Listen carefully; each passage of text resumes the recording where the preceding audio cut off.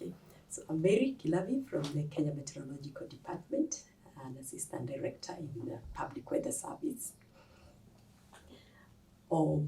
There's been some sort of public outcry on this season. Some people feel it's incredibly cold.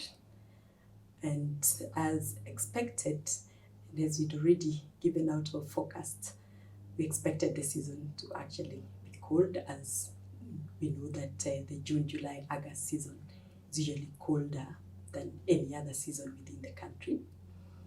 And the reason being because during this time of the year, we get cold air from the south, an incursion of cold air from the south.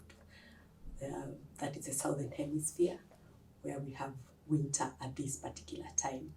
So when that happens, especially at the surface level, then we get it gets really cold, and it gets a lot worse, especially during the day when we have cloud cover that prevents penetration of sun's rays.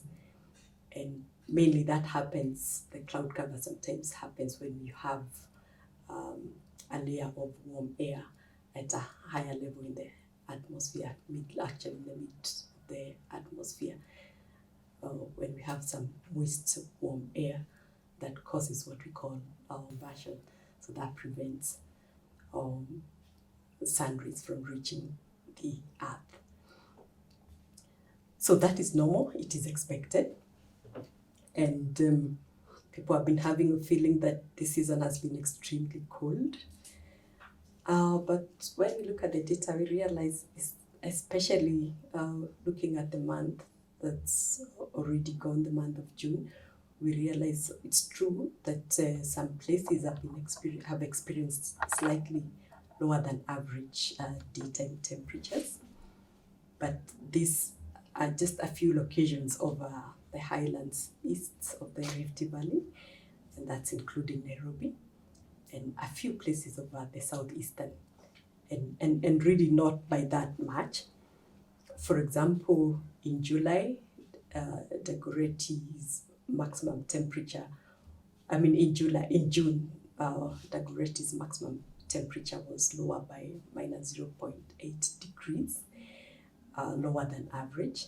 At Wilson, it was about by minus 0.6. And there are a few other places that have recorded lower than average maximum, that's daytime temperatures, according to our records. It's on Makindu by minus 0.3 and Voi by about minus 0.4. But most of the other stations have actually recorded above average temperatures for the month of June. That's for daytime temperatures. And we also see a similar trend when we examine the minimum temperatures, mainly nighttime temperatures, that really it's only a few locations that have recorded less than average for the month of June. And these are places within still the Central Highlands, like Embu, and also southeastern Makindu, and just a few other places like Nyahururu and Kericho and Kisii, and really not by that much. So that's as far as June is concerned.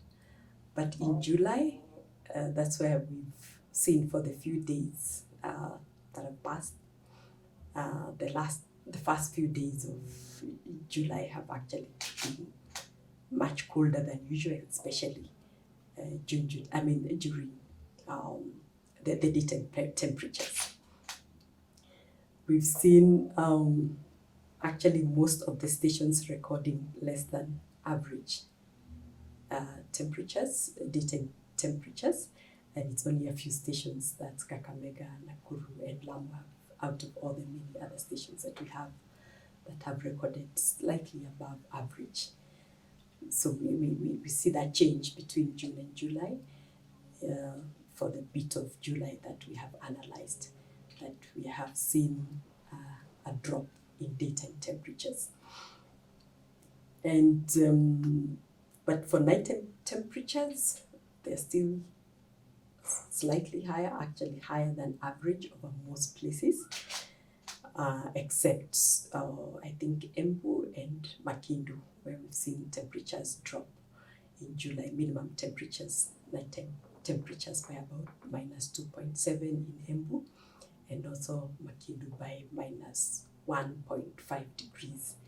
But elsewhere, we're actually seeing an increase in minimum temperature. We're actually seeing above average minimum temperatures, that's nighttime temperatures.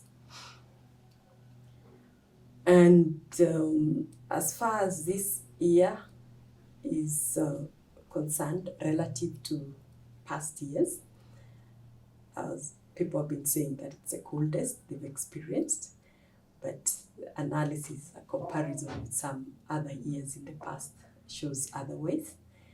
That actually, like when we look at some of the places where the temperatures really drop, like in Nyahururu, where we know temperatures sometimes go below 5 degrees.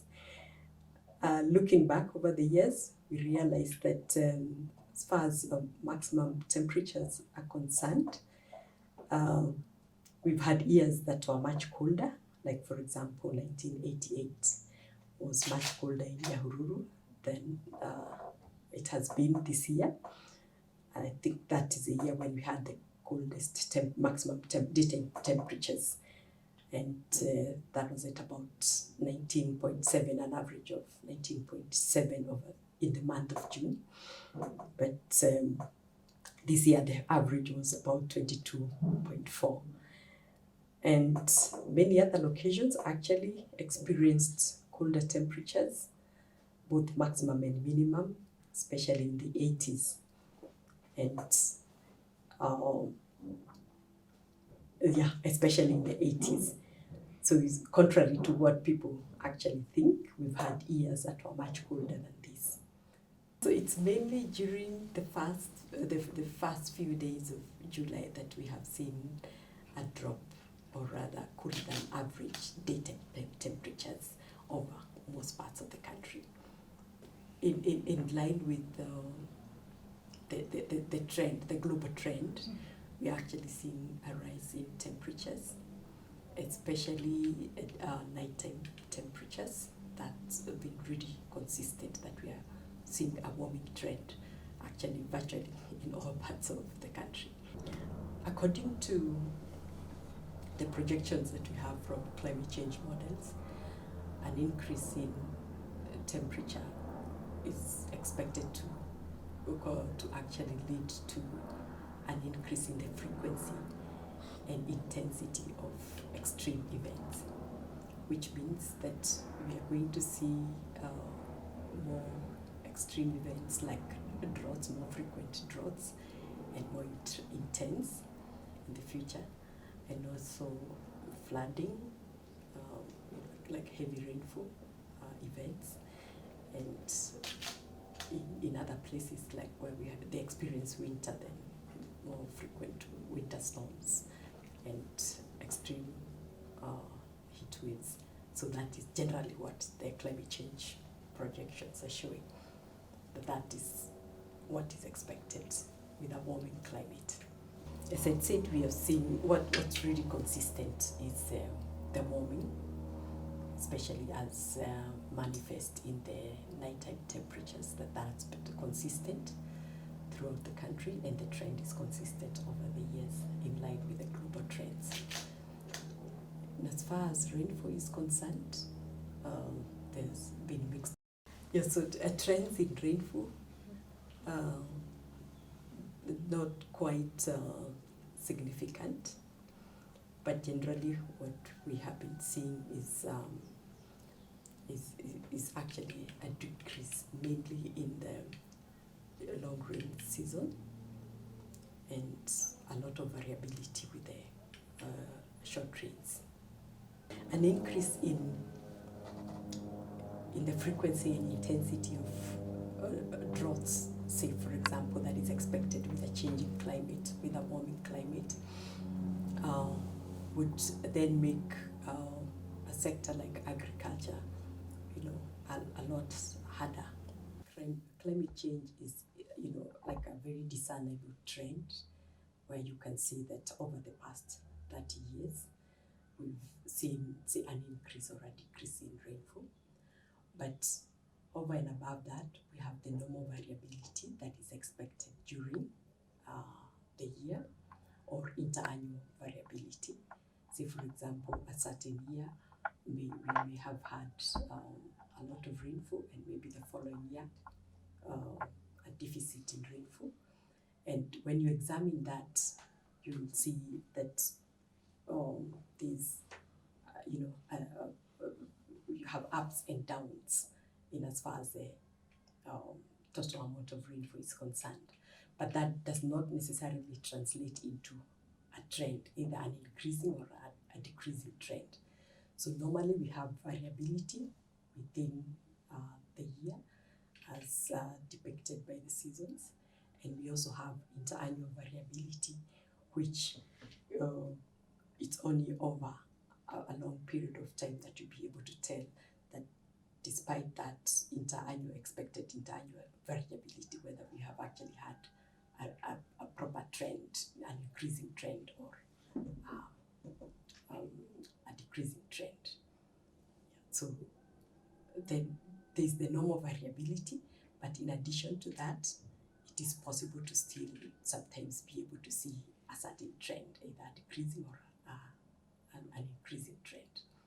Yeah. In rainfall, sometimes when preceded by a very dry season, especially like over the northeastern parts of the country, that has been known to result in outbreaks of Rift Valley fever and leading to loss of livestock. So definitely almost all sectors are expected to be affected by the projected increase in intensity and frequency of extreme events.